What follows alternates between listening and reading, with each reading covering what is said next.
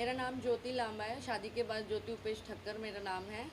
मेरे साथ ये हुआ, मेरे साथ धोखा हुआ है। अगर मैं उसकी वाइफ़ हूँ, उसने एग्री किया है। अगर मैं उसकी वाइफ़ हूँ तो मुझे वाइफ़ का दर्जा मिलना चाहिए। अगर वो मुझे वाइफ़ नहीं मानता तो मेरे साथ गलत ही थोड़ा हुआ है। शुरू से बताइए कि क्या हुआ, मतलब किस पे आप आरोप लगा रहे हैं, क्या हुआ? उपेश ठक्कर, उपेश हसमुख लाल ठक्कर उसका नाम है। अहमदाबाद का बिजनेसमैन है वो मुझे मिला था मेरी फ्रेंड के बर्थडे पे। वहाँ पे हमारा नंबर एक्सचेंज हुआ और हमारी दोस्ती हुई, और ये सवा साल 1.5 साल हम लोग कांटेक्ट में थे। फिर वो 2023 में फरवरी में मेरे घर के नीचे आया। उसने मुझे शादी के लिए बोला, तो मैंने बोला ठीक है, तुम तो शादीशुदा हो। तो उसने बोला नहीं, हमारा डिवोर्स फाइल हो गया है, पेपर आ जाएंगे। फिर 2024 में वापस वो मुझसे मिलने आया। फ़ोन पे हम लोग कंटिन्यू बात करते थे, मतलब 10-10, 8-8 घंटे, 6-6 घंटे डेली एवरीडे हमारा बात होता था। फिर उसके बाद वो आया तो उसने बोला कि पेपर आने वाले हैं और मुझे शादी करनी है। 3 अप्रैल को 2024 में उसने आके मुझे प्रपोज़ किया, तो मैंने उससे पेपर मांगे। तो उसने बोला पेपर आ जाएंगे अभी कुछ टाइम के अंदर ही, आप शादी कर लो उसकी, क्योंकि मुझे मई में जाना है बाहर बिजनेस ट्रिप में। तो ऐसे करके उसने अपनी वाइफ से भी मेरी बात कराई, और उसकी वाइफ से मैं मिली भी हूँ मई में। मई में उसकी वाइफ से और उसकी भाई की वाइफ से, दोनों से मिली हूँ मई में अहमदाबाद में। उसके बाद यहाँ पे शादी हुई। शादी वाले दिन भी उसने पेपर नहीं लाया, तो उसने बोला था शादी से पहले पेपर ले आऊँगा, मैं शादी में आ रहा हूँ, मैं पेपर लेके आऊँगा। उससे पहले पूजा भी हुई है। वो बोलता है कि ज़बरदस्ती शादी हुई।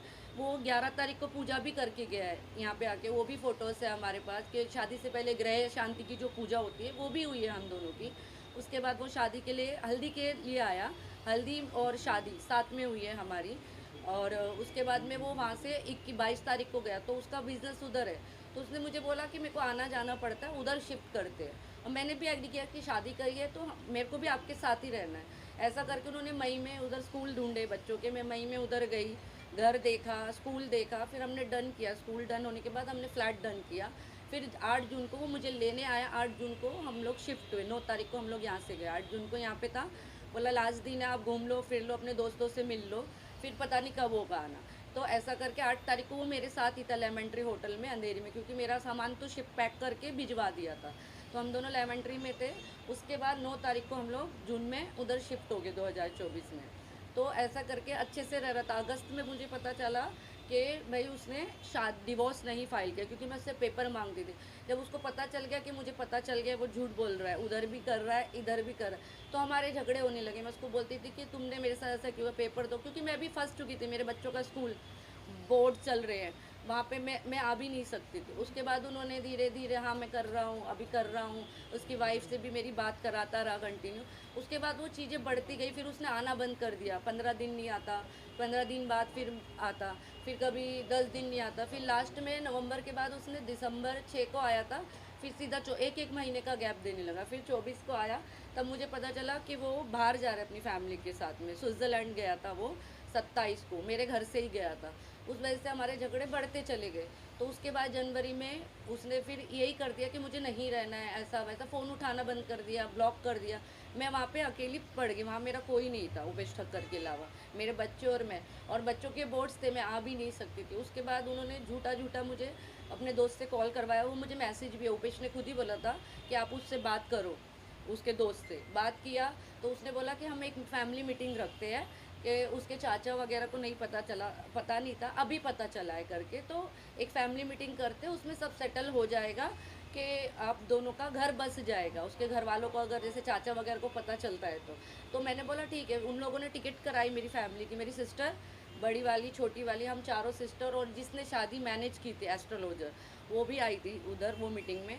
वो मीटिंग में मुझे बोला गया कि पहले तो ये बोला उसके चाचा ने, इसने गलती करी है, इसको 2 थप्पड़ मारूंगा। मैंने बोला इसके 2 थप्पड़ मारने से मेरी लाइफ सही नहीं हो जाएगी।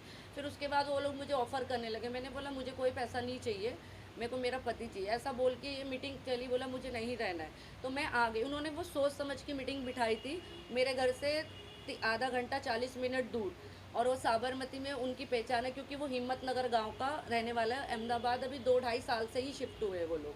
तो इसके लिए वहाँ पे उन्होंने 8 तारीख को मेरे खिलाफ झूठी ऐसी कंप्लेंट डाली। मुझे 8 तारीख को फ़ोन आया शाम को 6 बजे। तो मैंने बोला 6 बजे तो लड़की नहीं आती है, कोई पुलिस स्टेशन में आप बुला नहीं सकते हो। मैंने बोला मैं कल आती हूँ। तो उन्होंने मुझे लोकेशन भेजा, मुझे पता नहीं था। तो मैं लॉयर को लेके गई वहाँ पे। तो वो झूठा केस बनाया था कि मेरी शादी नहीं हुई, लड़की ब्लैकमेल। तो वहाँ पे गए तो मैंने बोला मेरी तो शादी हुई है। फिर ये बोल के मेरे लॉयर ने, हम लोग आ गए। फिर उन्होंने वापस फ़ोन किया तो 14 को मुझे बुला रहे थे, तो मैं हम लोग 15 को उधर वापस गए। तो उन्होंने मुझे बोला कि पैसे ले लो, सेटल कर लो, ख़त्म कर दो। पुलिस स्टेशन में भी मुझे यही बोला गया, और ना मेरे से कोई राइटिंग में कुछ लिया, मैं लिख के लेके गई थी, जबकि क्योंकि 9 तारीख को गई थी, उन्होंने जो मेरे पे एलिगेशन डाले थे तो मैं वो लिख के लेके गई थी कि मेरे पास सारे प्रूफ। ना उन्होंने मेरा कोई स्टेटमेंट लिया, ना रिटर्न में कोई पेपर दिया। हमने मांगा भी कि आप ये ले लो और दो। तो उसके बाद मुझे वहाँ पे हरेस किया गया। मैंने महिला मंडल में भी एक कंप्लेंट डाला था, वहाँ पे अर्जी डाला था, तो महिला मंडल वालों ने भी ज़्यादा रिस्पॉन्स नहीं दिया। तो मुझे समझ आ गया कि मेरा यहाँ कुछ नहीं हो सकता। और मैं बोड़क देव में भी गई थी उधर, तो उन्होंने बोला जहाँ पे आपकी शादी हुई है वहाँ जाके केस करो। तो मुझे वहाँ से निकलना था, क्योंकि मुझे पुलिस वहाँ के हरेस कर रही थी, बार बार बुला के, ना कुछ कर रही थी, बस पैसों का ऑफर वो लोग कर रहे थे और मुझे बोल रहे हैं कि मैं मांग रही थी। एक भी प्रूफ अगर उनके पास है कि मैंने पैसे मांगे, हाँ मैंने खर्चे के पैसे मांगे, मेरा हस्बैंड है वो। वहाँ की मेरा पुलिस आपकी किस तरह से आपको हेरेस कर रही थी? बार बार फ़ोन करके बुला रही थी, अगर मैं जा रही थी कोई स्टेटमेंट नहीं ली जा रही थी। मैं 2 बार गई, मेरी कोई स्टेटमेंट, मैं लिख के भी स्टेटमेंट मेरे वकील के साथ लेके गई, वो भी नहीं लिया गया मुझसे। कोई ऑफिसर किसी का नाम आपको याद होगा जो फ़ोन करके बुलाते थे? वो राव सर है, उनका नंबर भी है मेरे पास। वो हमेशा मुझे व्हाट्सअप कॉल ही करते हैं, नॉर्मल कॉल नहीं करते। अगर आप पुलिस वाले हो तो आप मुझे नॉर्मल कॉल करो ना, क्योंकि वो फ़ोन पे भी मेरे बेटे का नाम लेके मुझे डरा रहे थे, आपका बेटा कौन से स्कूल में पढ़ता है, ये वो। मैंने वो कंप्लेंट में भी डाला, पर उन्होंने मेरी वो कंप्लेंट वापस रिटर्न में नहीं ली गई। तो मैं समझ गई कि मुझे डरा रहे हैं। और मुझे उधर 6 तारीख को भी ये बोला था, तुम कुछ नहीं कर पाओगी, हम पैसे वाले हूँ। फैमिली के नाम पे उसके सिर्फ चाचा जी थे, बाकी एक उसका दोस्त था प्रदीप पटेल जिसने मीटिंग अरेंज की थी, एक वो था FC पटेल, और एक 2 जन को तो मैं बिल्कुल नहीं जानती थी, कोई पॉलिटिशियन थे, और एक लेडी आई थी। तो उन लोगों ने मुझे यही बोला कि तुम पैसे लो, अपनी ज़िंदगी सेटल करो और चली जाओ। मैंने बोला मुझे कोई पैसे नहीं चाहिए। वहाँ पे ये 3 घंटा यही बात चली, सब मुझे मना रहे थे कि अपने फ्यूचर बनाओ, ये करो वो करो, पर मैंने किसी की बात नहीं सुनी। मैं वहाँ से चुपचाप चली आई। तो ये मुझे फंसाने के लिए किया गया था, और वो लोग ही ऑफ़र कर रहे हैं, और वो लोग ही मुझे मीटिंग में बुलाए। मेरे पास सारे प्रूफ है, हमने तो मीटिंग नहीं रखी थी, कोई मीटिंग नहीं रखी। तो उसके बाद से मेरे को समझ आ गया कि मुझे यहाँ पे ये लोग मुझे बोल रहे थे पुलिस स्टेशन में प्रूफ लेके आओ। तो मैंने बोला पुलिस स्टेशन में कोई प्रूफ नहीं दिया जाता, कोर्ट में साबित, मैं आपको जेरॉक्स दूंगी, ओरिजिनल प्रूफ नहीं दूंगी, मैं कोर्ट में पेश करूंगी ओरिजिनल प्रूफ। मेरे पास सारे प्रूफ है, आप लिख के ले लो। उन्होंने मेरा कोई नहीं लिया। फिर मैं 17 तारीख को इधर आ गई। मैंने उनको बोल के आई कि मैं मुंबई जा रही हूँ। मैंने वो राव मुझे बहुत फ़ोन कर कर के परेशान कर रहा था, तो मैंने उसको झूठ बोला कि मेरे पास तो पैसे नहीं है, मैं लोन निकालने जा रहा। अगर मैं उनको बोलती मैं इधर कंप्लेंट डालने आई हूँ, तो मुझे और हरेस करते। तो मैं वहाँ से आई, और 26 फरवरी से मैं यहाँ पे आई, फिर वकील ढूंढा, ये सब किया। 26 फरवरी से मैं इधर जा रही हूँ, वर्सोवा पुलिस स्टेशन। 3-4 बार उन्होंने मेरी अर्जी ली, उसको फ़ोन किया, वो नहीं आया। उसके बाद बहुत प्रेशर के बाद उन्होंने मेरी FIR ली। FIR में भी उन्होंने वो नहीं डाला जो मुझे, अगर वो मुझे वाइफ ही नहीं मानता तो उसने मेरा एक तरह का यूज़ ही किया है ना, तो उस पर लगना चाहिए ना एलिगेशन। वो बड़ा आदमी है, उसने मुझे पहले ही धमकी दी, तुम मेरे खिलाफ कुछ नहीं कर पाओगी, मैं सब कुछ खरीद लूँगा, इससे अच्छा तुम जो मिल रहा है वो लेके चले जाओ। मुझे ऐसे डराया जा रहा था, मेरे बच्चों का नाम लेके भी डराया जा रहा था। उसके बाद उन लोगों ने यहाँ पे पुलिस भेजी। अगर आप मुझे गिरफ्तार करने के लिए पुलिस भेजो तो मेरे घर का एड्रेस तो था उपेश ठक्कर के पास, वहाँ नहीं भेजा जहाँ मैं पहले काम करती थी। अभी मैं 1 साल से वहाँ हुई नहीं, 1 साल हो गया मेरे को काम छोड़ के, जब से पिछले मार्च से जब से उपेश ने मेरा काम छोड़ा, मैं वहाँ कभी पैर ही नहीं रखी हूँ। वहाँ पे पुलिस भेज रहा है, इधर तो मेरे घर पे क्यों नहीं भेजो, सिर्फ डरा रहे हैं मुझे, और वहाँ बुला के मुझसे सेटलमेंट करना चाहते हैं, और कुछ नहीं है। बच्चे कितने हैं आपके? 2। उसी से हैं? नहीं, पहले डिवोर्स हो चुका है मेरा। अभी आप क्या चाहते हो? आप मैं चाहती हूँ अगर या तो वो मुझे इज्जत से वाइफ बनाए, जैसे शादी किया उसने मुझसे, नहीं तो उसको फिर वो 376 पुलिस वालों को लगाना चाहिए। उसने मेरा यूज़ किया शादी के नाम पे, तो मुझे पैसे धोखा कितना दिया है। कितना दे रहा है आपको?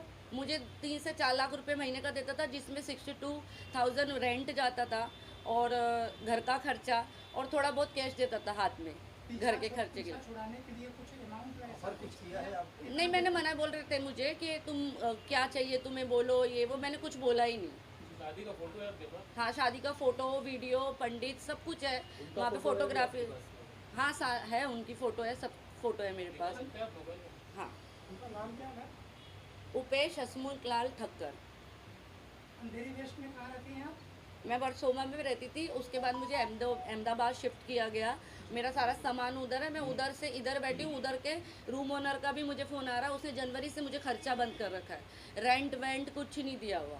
यहाँ पे मैं मेरी सिस्टर के घर पे और जीजा के साथ में रह रही हूँ, वो लोग ही मेरा खर्चा उठा रहे ये हैं। आपका अरेंज मैरिज हुआ था तब शादी में कौन कौन थे, आपके फैमिली से उनकी फैमिली से? उनकी फैमिली से कोई नहीं आया, तो उसने बोला कि अभी अभी डिवोर्स हुआ है, मैं 2-3 महीने में बताऊंगा, पेपर आने के बाद फिर मैं सबको ओपन करूंगा, आप मेरे साथ गुजरात चलो, अहमदाबाद चलो, तो मैं धीरे धीरे सबको बता दूंगा, वो आपकी जाए। फैमिली से कौन कौन? मेरी फैमिली से मेरी सिस्टर, मेरे पापा मम्मी नहीं है, मेरी बड़ी सिस्टर और मेरी बाकी सिस्टर, मेरे फ्रेंड, जो भी मेरे क्लोज के लोग थे, सब आए थे शादी में। ये शादी हिंदू रीति से हुई थी? हिंदू रीति रिवाज से हुई है, शिव मंदिर में। मैम, ये कहते हैं अगर जो है अधिकारियों से नहीं होता है, कहीं ना कहीं जो है ऊंचे अधिकारियों से लगाया जाता है, जब ऊंचे अधिकारियों से भी नहीं होता है तो न्याय की गुहार जो है कोर्ट में लगाया जाता है। क्या आपने पुलिस के खिलाफ जो है मुकदमा पंजी या कोई अपील की है? हमने डाला है कल, क्योंकि मेरे को 2 महीने हो गए, अभी 26 तारीख को पूरे 2 महीने हो जाएंगे, वो आराम से घूम रहा है, और जिसने गलती नहीं की है वो इधर उधर भटक रही है, और वो आराम से है राजा के जैसे अपने इधर। मेरे बच्चों का फ्यूचर क्या है आगे, उसने मेरा काम छुड़वा दिया, कुछ नहीं है आज मेरे पास। मेरे बच्चों का भी एडमिशन पे आया, तो मेरे साथ साथ मेरे बच्चों की भी लाइफ ख़राब की है उसने, सिर्फ अपनी एक उसके लिए।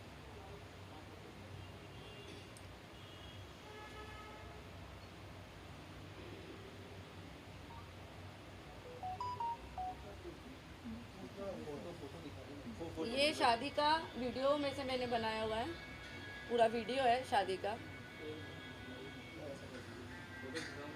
थोड़ा सेंटर में रुकिए, आपके सेंटर में रुकिए, नीचे इधर इधर। इसमें चूड़ा भी पहनाएंगे, पूरा शादी का है। ये हल्दी उतार रहे हैं सुबह।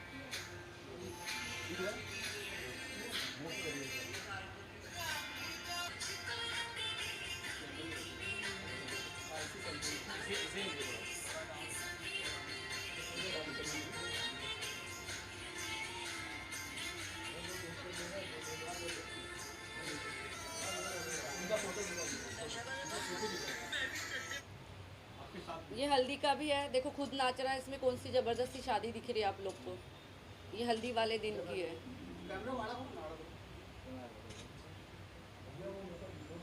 ये देखिए खुद नाच रहा है वो,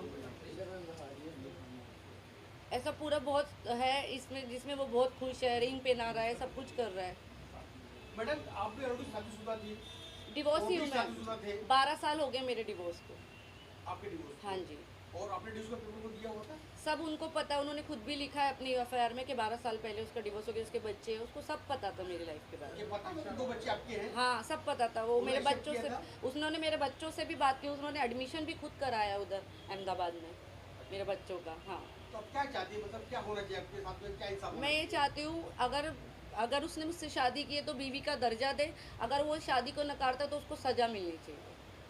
किस तरह से सजा चाहती तो है मेरा आप? उसने शोषण ही किया है ना, शादी के नाम पे धोखा दिया है उसने मुझे। शादीशुदा होके भी मेरे से झूठ से शादी की, और अगर वो बोलता है तो 1 साल पहले उसने कंप्लेंट क्यों नहीं की? इतना बड़ा आदमी है वो, आज केस कर रहा है, पहले क्यों नहीं किया उसने केस? चलो शादी के बाद भी केस क्यों नहीं किया? मेरा यूज़ किया, मलेशिया घूमा मेरे साथ, कश्मीर मेरे को हनीमून के लिए लेके गया, मेरे साथ दिल्ली गया, मेरे साथ दुबई जाने का था, मैंने कैंसिल किया था, और मुझे वैष्णो देवी लेके गया, हर एक जगह घूमा है वो मेरे साथ। ये कौन सी ज़बरदस्ती शादी है? सारे प्रूफ है मेरे पास। आपने कहा कि आपकी और उनकी वाइफ से भी बातचीत हुई हाँ थी। हाँ, आपको क्या लगता है वो भी इसमें इसमें शामिल है, वो इसमें शामिल है, पूरी तरह से शामिल है। क्यों आपको लगता है? ऐसी कुछ बात क्योंकि हुई उसने आपके मुझे बात की, उसने भी झूठ में पूरा साथ दिया कि हाँ हम डिवोर्स दे रहे हैं, ये वो, और मुझे पता चला कि और भी उपेश ठक्कर का, जिसमें हनी ठक्कर पूरी तरह से शामिल है। साथ? आपने आरोप लगाया कि अभी तक उन्होंने डिवोर्स के लिए फाइल ही नहीं नहीं किया है, आपके नहीं साथ। किया तो है। ये आपको कैसे पता चला? आपके वाह। पास इसका कोई प्रूफ है कि उन्होंने डिवोर्स के लिए फाइल ही नहीं किया था? वहाँ पे मेरे से हनी की बाद में बात हुई, जो झगड़े होते, हनी ने बोला कि नहीं अब वो हमारा कोई डिवोर्स विवोर्स नहीं है, मैं अगर तुम ज़्यादा बोलोगी तो मैं तुम्हारे खिलाफ केस कर दूँ। मैंने कर दो, मैंने उसको सीधा बोला करो, तो भी उसने नहीं किया। अगर वो उसकी वाइफ है, सबसे पहला हक बनता है उसका केस करने का, उसने क्यों नहीं किया? क्योंकि वो मिली हुई है। एक्सटॉर्शन का केस किया आपके ऊपर, हाँ वो एफआईआर में उन्होंने दिखाया कि आपसे शादी हुई है उनकी? हाँ, उसमें उसने बोला है कि उसने ये बोला है झूठ के ज़बरदस्ती शादी, तो इसमें ये नाच रहा कूद रहा है, खुद से आया है अहमदाबाद से, तो कौन सी ज़बरदस्ती शादी है? 2.5 साल 3 साल हो गए अभी, शादी से पहले से मैं उसको 2 साल से जानती हूँ। और यहाँ पे जो आपने एफआईआर करवाया वर्सोवा में, उसमें मेंशन है कि आपके और उसकी शादी हुई है सर? हाँ, उसमें मेंशन है। उसमें mention हाँ, और मैंने उसमें ये भी लिखा है कि हनी से मेरी बात होती थी और हनी भी मिली हुई। मैंने पुलिस वालों को बहुत बोला कि हनी के खिलाफ भी आप एक्शन लो, तो वो बोल रहे हैं उसकी क्या गलती है। मेरा मतलब 2 महीने के बाद बहुत ये करके एफआईआर लिया गया और उसके बाद भी बहुत कम सेक्शन लगाए गए। एफआईआर में आपने दिखा है कि आपके साथ यौन शोषण हुआ है, हाँ, लिखा है। तो फिर उन्होंने एफआईआर क्यों नहीं लिया? शोषण का एफआईआर क्यों नहीं लिया? पता नहीं क्यों नहीं लिया, हमने उनको बहुत बोला। आपको ऐसा लगता है कि अब पुलिस किसी के दबाव में काम कर रही है? हाँ, मैडम का 498 अगर लागू हो गया है मामले का, ये साफ तौर पे माना जाएगा कि पति पति तौर पे कोर्ट ने एक्सेप्ट किया है। तो हाँ। आपने आरोपी को क्या क्या नाम बताया 498 के अंदर? मतलब 498 अगर आप पे पुलिस ने आपका लिया हुआ है, हाँ, तो उसके अंदर आरोपी कितने लोग आपने बनाया है? आरोपी उपेश ठक्कर और हनी ठक्कर को मैंने बोला है। उनको पुलिस ने अरेस्ट किया है? नहीं किया, कोई एक्शन नहीं लिया गया। 498 की एफआईआर कॉपी कहाँ है? एफआईआर कॉपी है। ठीक है, थैंक यू।